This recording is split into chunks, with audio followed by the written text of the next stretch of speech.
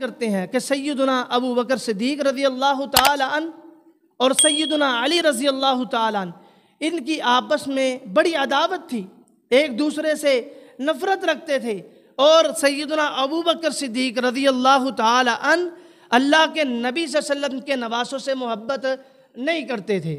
یہ بعض بے سند اور غیر معتبر روایات کا سہارا لے کر عام عوام کے سامنے اس بات کو بیان کیا جاتا ہے، اور سامنے بیٹھی عوام بھی اس بات کو ماننے کے لیے تیار ہے۔ میں نے پچھلے جمعے بھی کہا تھا کہ اللہ رب العالمین نے اس بات کو واضح طور پر بیان کیا کہ فَإِن تَنَازَعْتُمْ فِي شَيْءٍ فَرُدُّوهُ إِلَى اللَّهِ وَالرَّسُولِ، تمہارا کسی مسئلے میں، کسی معاملے میں تنازع ہو جاتا ہے، فیصلہ نہیں ہو پاتا، تم نے کس کی طرف لوٹ کر آنا ہے؟ اللہ اور اس کے رسول کی طرف، اپنا فیصلہ ان کی طرف لے کر آنا ہے، اپنے معاملے کو ان کے سامنے رکھنا ہے۔ ان کنتم تؤمنون باللہ والیوم الآخر، اگر تمہارا اللہ اور یوم آخرت پر ایمان ہے تو پھر۔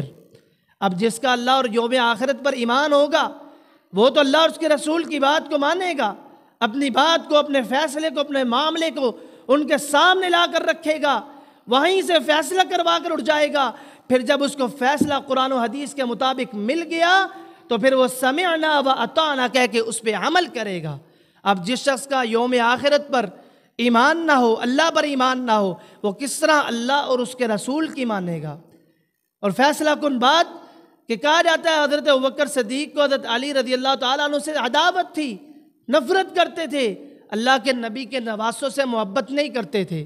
تو آئیے سنیے، ایک مرتبہ سیدنا ابوبکر صدیق رضی اللہ تعالیٰ عنہ اپنے دور خلافت میں انہوں نے نماز عصر پڑھی، پڑھ کر آپ باہر نکل دیے۔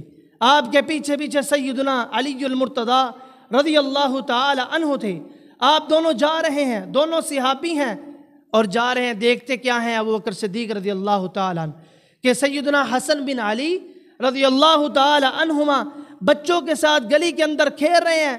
حضرت ابوبکر صدیق نے حسن بن علی کو اٹھا کر بوسہ لیا اور کہا کہ اے حسن، تیری مشابہت نبی صلی اللہ علیہ وسلم سے ملتی ہے، تیرے باپ علی سے نہیں ملتی۔ توجہ کیجئے گا کہ تیری مشابہت نبی صلی اللہ علیہ وسلم سے ملتی ہے، تیرے باپ علی سے نہیں ملتی۔ اس بات پر سیدنا علی نے غصہ نہیں کیا، ناراض نہیں ہوئے، بلکہ خوش ہوئے، ہنس دیے، فرحت و مسرت کے ساتھ ہنس پڑے۔ اب جو کہتے ہیں کہ عداوت تھی، یہ حدیث رسول آپ کے سامنے ہے، فیصلہ میں نے اور آپ نے کرنا ہے۔ پھر جو کہتے ہیں حضرت ابوبکر کو ان دونوں نواسوں سے محبت نہیں تھی، اگر محبت نہ ہوتی تو حسن بن علی کو اٹھاتے کیوں، بوسہ کیوں لیتے؟ لہذا میں یہ بات کہہ دینا چاہتا ہوں کہ غیر بے سند اور غیر معتبر روایات کا سہارا لینا بند کر دیجئے، عوام الناس کو وہی بتائیے جو حق اور سچ بات ہے، جو قرآن اور حدیث پر مشتمل بات ہے، تاکہ عوام کے ذہنوں کے اندر اللہ اور اس کے رسول کی محبت، آل رسول کی محبت، اہل بیت کی محبت، اس کو اجاگر کیا جائے، ان کے اندر محبت پیدا کر دی جائے۔ پھر دیکھ لیجئے اس واقعے کو واقعہ کربلا کا نام دیا جاتا ہے، اور واقعہ کربلا کے نام پر کتنی بے سند اور غیر معتبر باتیں عوام الناس کے سامنے رکھی جاتی ہیں۔ یہ بات یاد رکھیے، ہم مسلمان ہیں، ہم اللہ اس کے رسول سے محبت بھی کرتے ہیں، ہم ازواج مطہرات سے، بنات طیبات سے، آپ کے نواسوں سے ہماری محبت ہے، ہم محبت کرتے ہیں، اور صحابہ سے محبت کو اپنے ایمان کا حصہ سمجھتے ہیں۔ یہی قرآن و سنت نے ہماری رہنمائی کی، لیکن ہم غلو کو جائز نہیں سمجھتے، غلو کو ہم جائز نہیں سمجھتے کہ ایک ہستی کو جس کا جو مقام، جو مرتبہ، اس کو اٹھا کر اللہ کے برابر کر دیا جائے، ہم ایسا نہیں کرتے۔